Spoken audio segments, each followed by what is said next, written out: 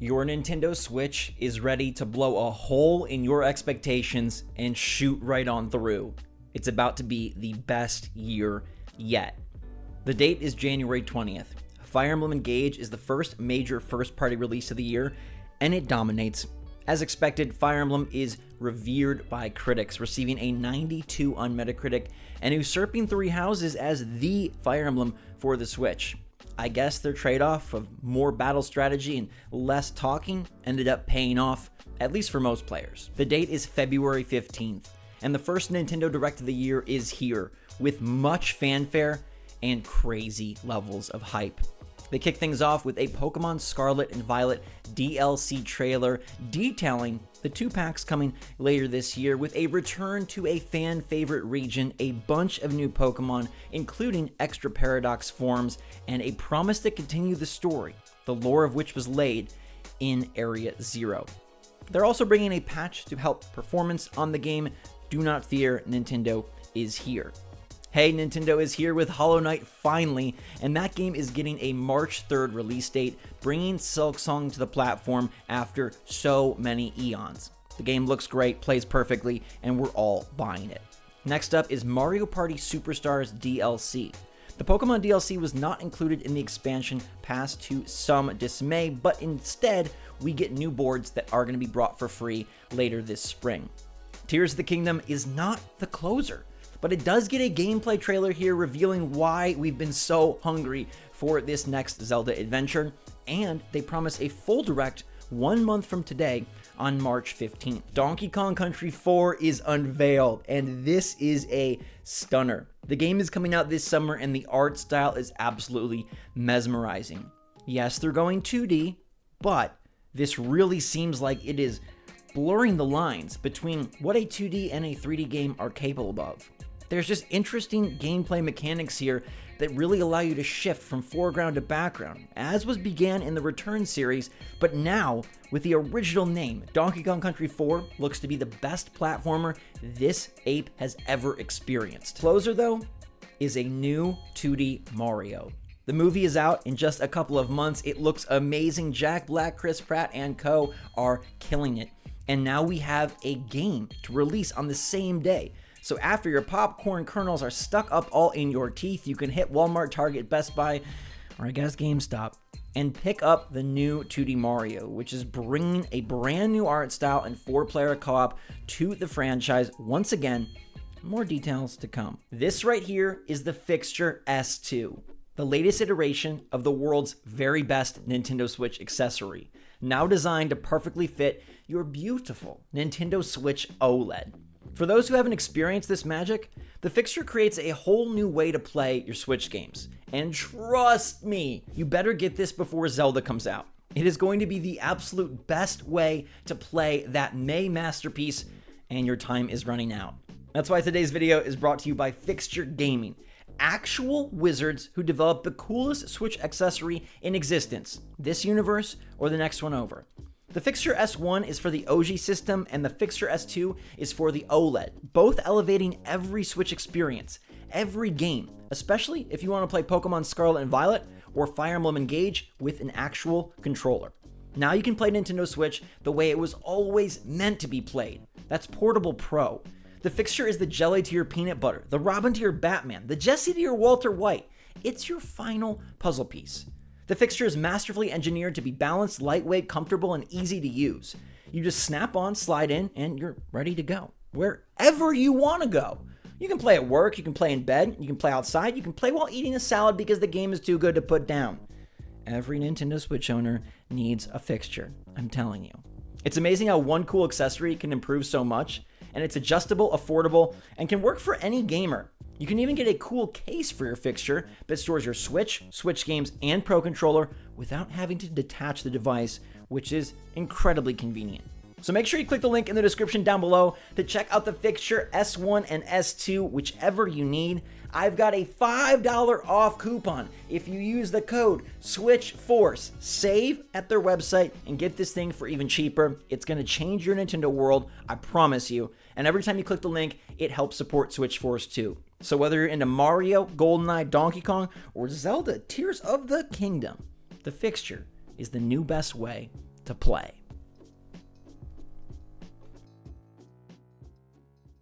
The day is March 14th, the day before the Zelda Tears of the Kingdom Direct, and we're not expecting anything, but boom, all of a sudden the YouTube channel explodes, the Twitter feed is gone wild, and the Switch Pro is revealed. Yep, they've been hiding and holding, and here it is. The 4K Nintendo Switch we've dreamed up with more premium materials, a elegant look, upgraded Joy-Con, and that DLSS technology that we've been waiting for. They had to reveal it here because tomorrow you will see Zelda in all of its 4K glory, but they've got a surprise for you. Yes, Mario Kart DLC looks great on this thing, and Animal Crossing runs like a charm, but the Metroid Prime remake is finally ready. Jeff Grubb's hair is tingling, and we're taking our talents back to the world of Samus in June. The game is a showpiece for the Switch Pro, and it'll be out the week of E3, just like Nintendo loves to do. March 15th is the Zelda Direct, and it's freaking crazy. April 7th, though, is when the Mario movie releases, and it gets a respectable 80 on Metacritic. That is a high score for what is deemed a family movie, but it's the nostalgia, the references, and the endearment that these characters have. The level of detail that Miyamoto and team went to really ensured the Illumination's flick was not one to be forgotten. But it's the new Mario game that we're really excited for. Like the movie itself, it's just called Super Mario Bros. New art style, 4-player co-op, and a very divisive roguelite mode. Yeah, it feels like Nintendo is about 7 years late on this trend, but here they are nonetheless. While they were experimenting with open world in Bowser's Fury, it seems like they've also been experimenting with power-ups and different ideas for how this game could work via Mario Maker. They say that they've embodied all the ideas and taken all of the lessons they learned from those two titles and brought forth a brand new way to experience 2D Mario for the first time ever. I love it, some of you don't. May 12th is the day that Zelda Tears of the Kingdom drops alongside the Switch Pro. It comes in an all black and an all white. There is no Zelda Special Edition, but there is a Special Edition Pro controller, which of course works with either system. You can play Zelda on your OG Switch on the OLED or on the new Switch Pro, and let me tell you, Tears of the Kingdom is not to be messed with. This game is much more than we bargained for, with 8 full dungeons, a humongous world, a new sky map, and a Temple of Time online mode, where one plays as this Tears of the Kingdom green-armed Link, and one plays as the Link we know from Breath of the Wild. The movesets are specific and separate, and this basically functions as the Portal 2 co-op of our modern Switch era. It is a brilliant mode, and as impactful as the story is, with lore out the wazoo and a final boss battle that tops any other Ganon fight we have been given. It's oddly this Temple of Time mode that really rubs critics the right way and has this game poised for many Game of the Year awards. Zelda Tears of the Kingdom is everything we've been waiting for and more, and it shines on the Switch Pro with flawless 60 frames per second gameplay, 4K visuals, and the most detailed world Nintendo has ever crafted. And somehow, there's more. The day is June 13th. E3 is about to kick off in a couple of hours, now back in person at the LA Convention Center, but Nintendo is ready to rumble. They have a massive show planned with their recently revealed Switch Pro, and the third-party support is here with EA Sports, the Fallout Collection hitting Switch, and Elden Ring making its debut on the platform. A game nobody thought would eventually arrive on Switch is somehow making it happen with the new improved hardware power. Bethesda and Microsoft don't stop there though, delivering Starfield Spaceport. It's basically Fallout Shelter, but Starfield style. And it's our consolation prize since we can't run Starfield even on the new upgraded Switch. Kid Icarus Uprising is announced for the platform and is a fun callback to a character that hasn't gotten much love in recent years. And F-Zero GX Remastered is going to be a Nintendo Switch expansion pack exclusive game. It's just the GameCube game with prettier visuals for the Switch Pro, but we're happy to hear that F-Zero returns, and Nintendo teases that, hey, they could be working on a new game if fans receive this one well. Plants vs. Zombies gets an exclusive Switch game after the disappointing Battle for Neighborville, but hey, we'll take it.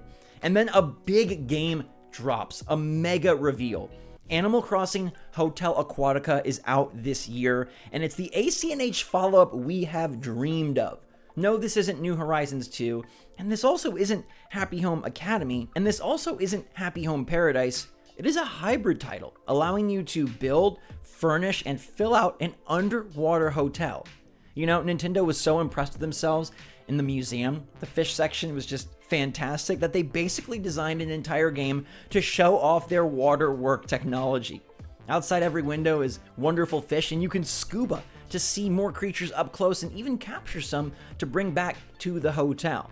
There's secrets to find deep on the ocean floor, and a brand new series of underwater villagers ready to roar.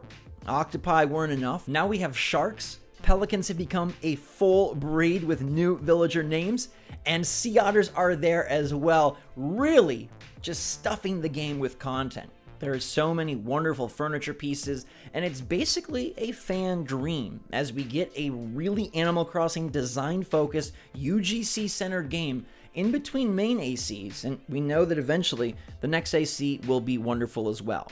Plus, you cannot ignore the wonderful roommate system that they've put in place, and it seems like they're hinting at love, which, man oh man, it's been a long time coming. So AC fans are satiated, but what about 3D Mario? Mario Odyssey 2 is dropping this holiday, but they oddly just tease the game. They say it's this year, but we're waiting for the September Direct to find out much more, and it seems like, yet again, co-op will be a heavy component of this title. Nintendo really embracing the ideology of cooperative gameplay for their online components. The end of the show happens, and we say goodbye, but wait, one more thing, Metroid Prime 4 tease for 2024.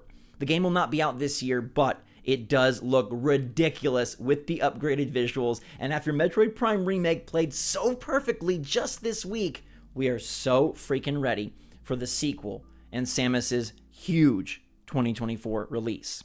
The date is August 18th, and Donkey Kong Country 4 releases to rave reviews. This is in fact the highest rated Nintendo first-party title on the platform because the platforming is nearly perfect, and the minecart stages are absolutely mesmerizing.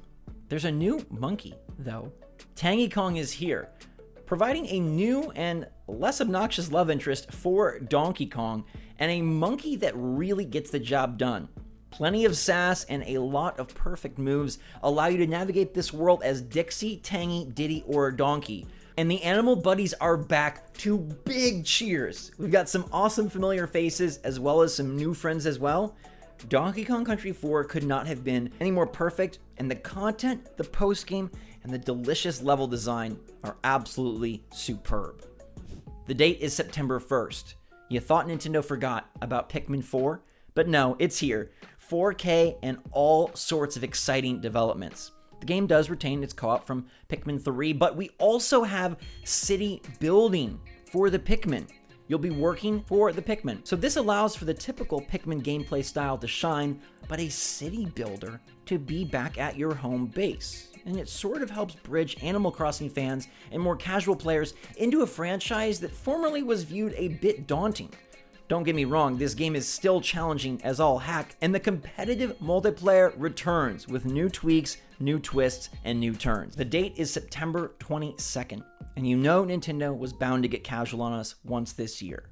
After the abomination that was 1-2 SwitchForce version never released, Nintendo repurposed some of the content and repackaged Nintendo Land again.